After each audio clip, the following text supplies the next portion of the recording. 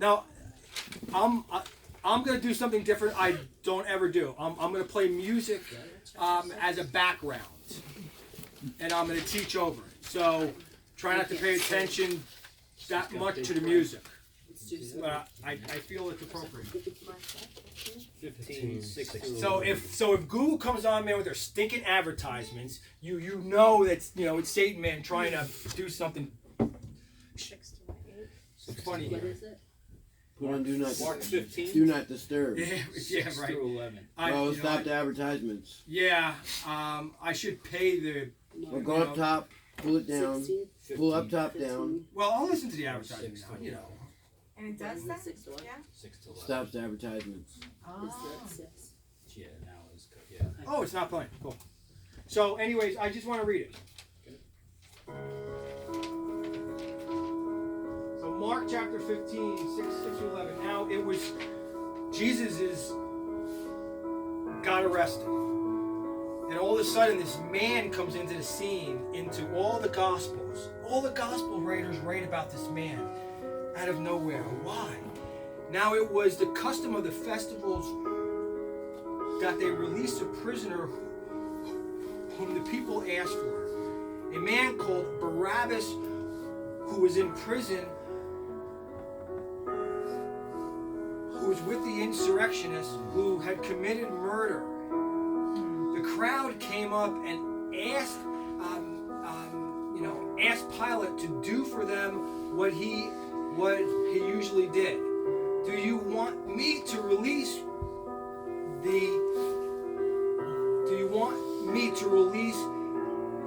Jesus as the King of the Jews?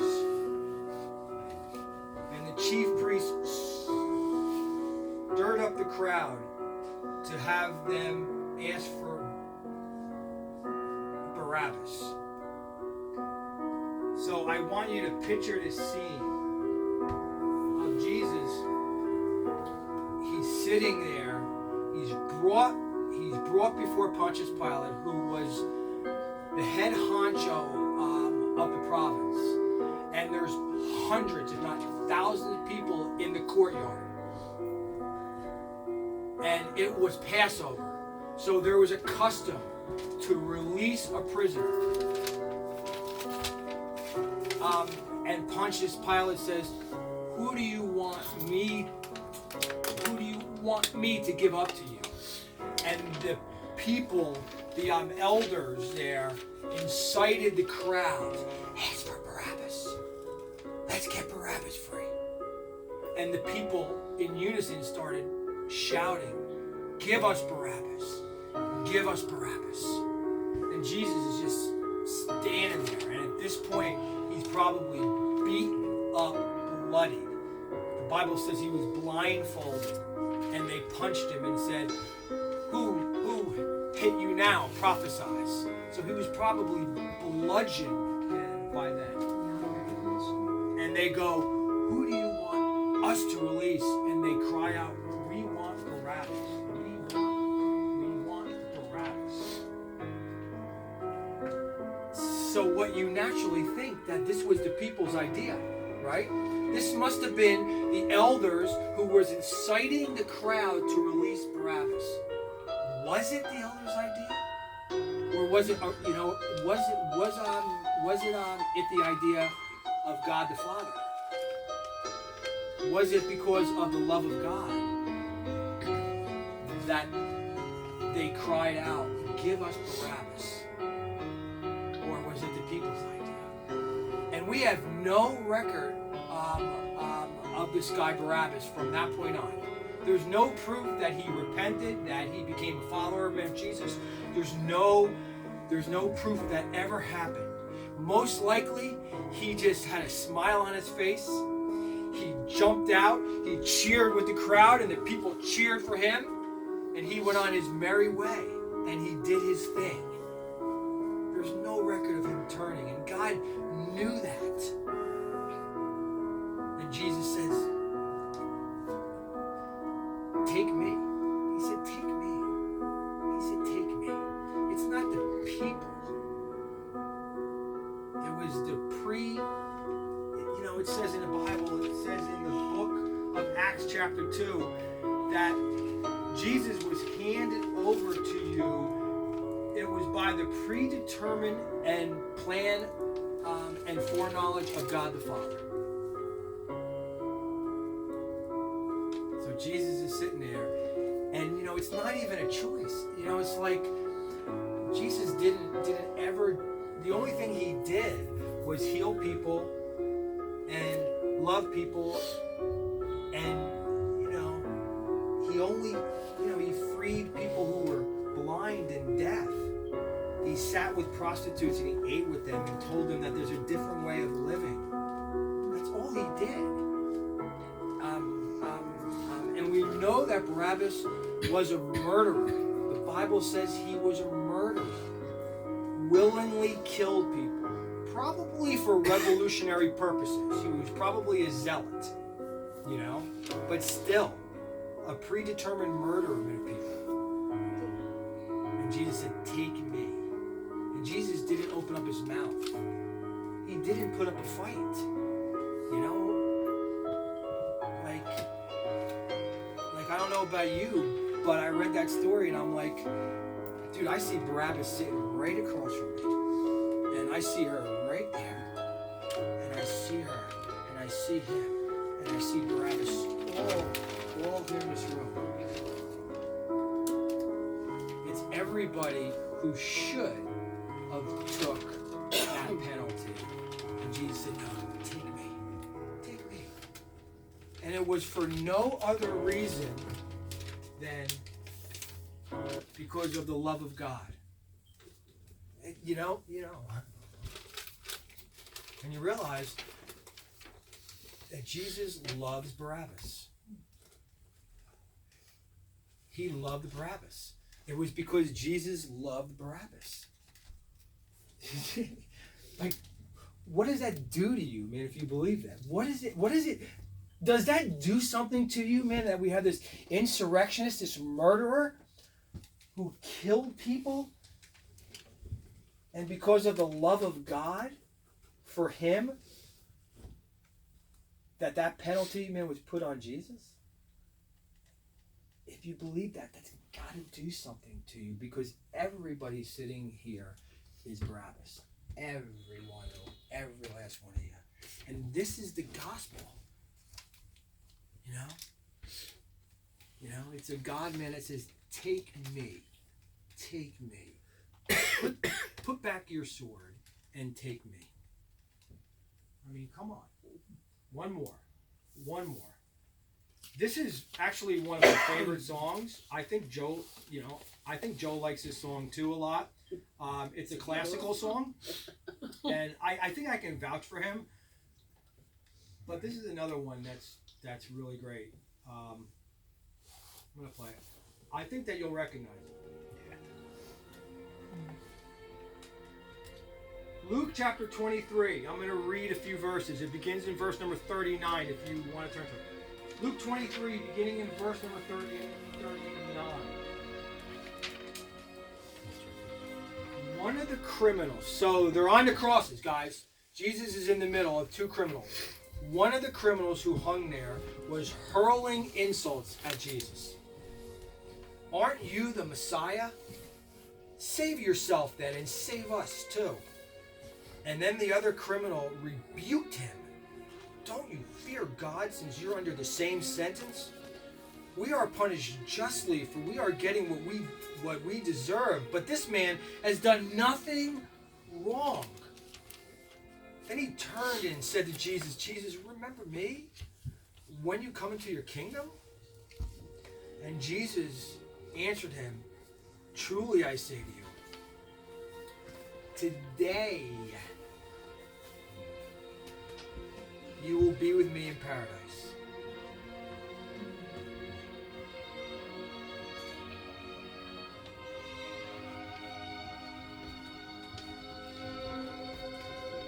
You got one criminal saying this. Ready? Prove yourself. Prove yourself to me. Who does this sound familiar to? If you're God, do something. Prove yourself to me. You say you are. Everybody's saying that you are. I'm hearing that you are. Well, do something. Save yourself and save me. Get me off this cross. Get yourself off the cross too while you're here. Prove yourself. I don't deserve this. I might have been a criminal. I might have done some things, but I'm sitting here paying man with my blood. I'm gonna die. I don't really deserve this. I was born a baby at one point. I was born free. I wasn't always a criminal. You owe me. I was put on this earth. You owe me. I was born into a bad life with a bad family. There are reasons why I'm hanging on this cross right now. Okay? You owe me. I didn't ask man not to have a father in my life. I didn't ask to be poor. You owe me. So prove yourself. Come down off this cross and do something. And what did Jesus say?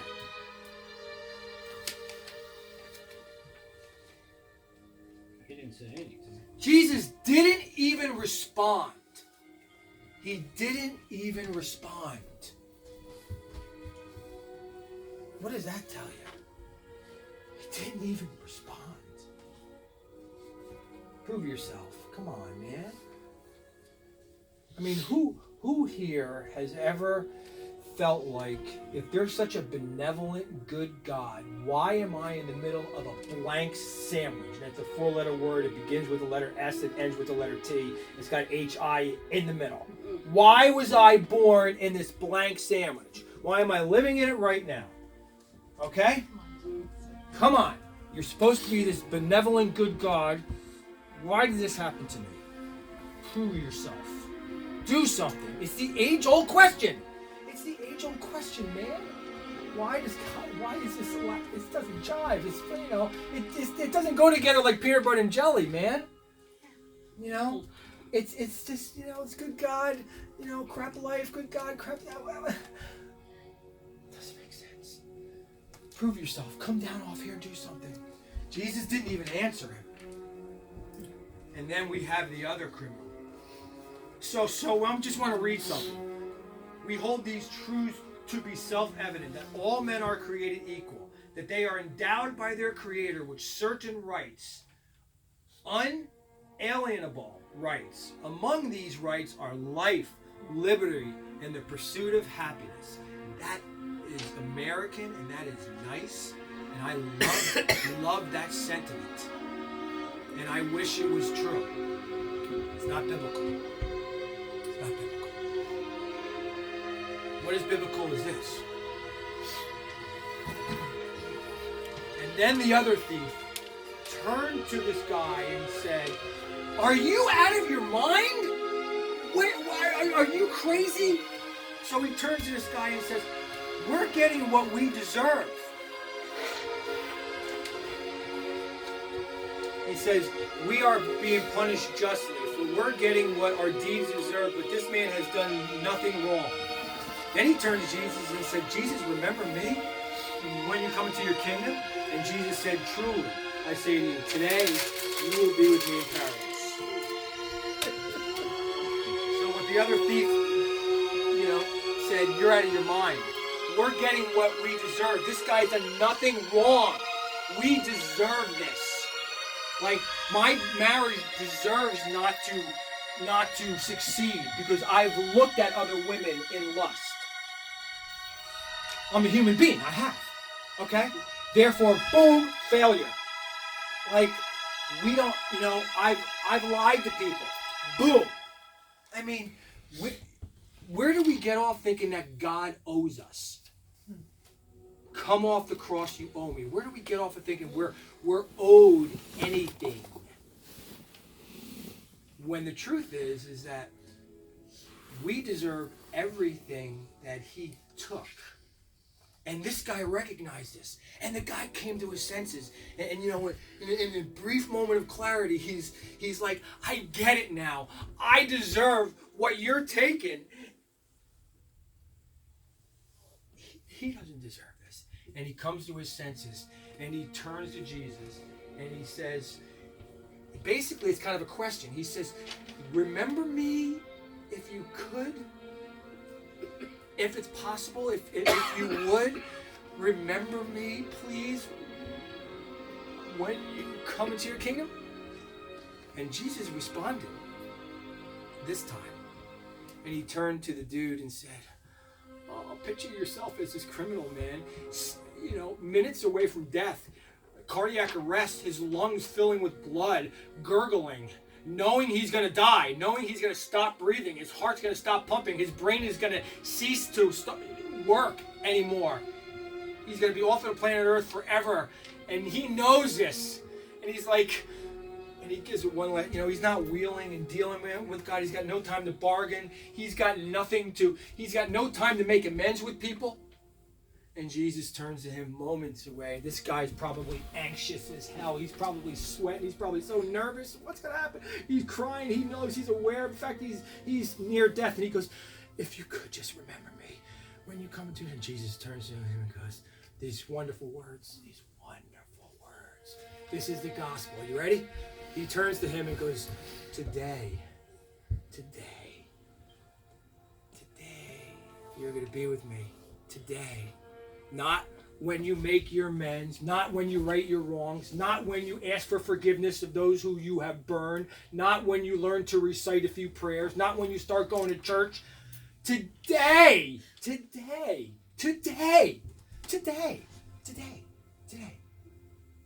This is the gospel.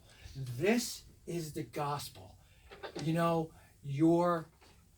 this is the gospel that Paul was talking about, guys, that we, look at me, that we stand in, that we're saved by. What Paul was saying is, you dig your heels in this truth every day. You remind yourself of this. You bring it to attention. Every time you fall and get depressed and get anxious, or you fall off the wagon, or you do something stupid, or you feel like life is not worth living, or you feel like, oh, I can't take it anymore, every time, and you're like, I can't believe I did that same thing again. My God, when am I going to stop acting like such a jerk? Why do I have to repeat the same stupid mistakes? You don't have to. The gospel allows you not to. If you dig your feet in this truth, the gospel is, today you will be with me. I'll take the price for you. Barabbas. Don't take Barabbas. Take me. You remind yourself of, this is the gospel. And this transforms people. This changes people. It makes people become different people. Amen. Maybe it makes people kinder and gentler. I don't know, right?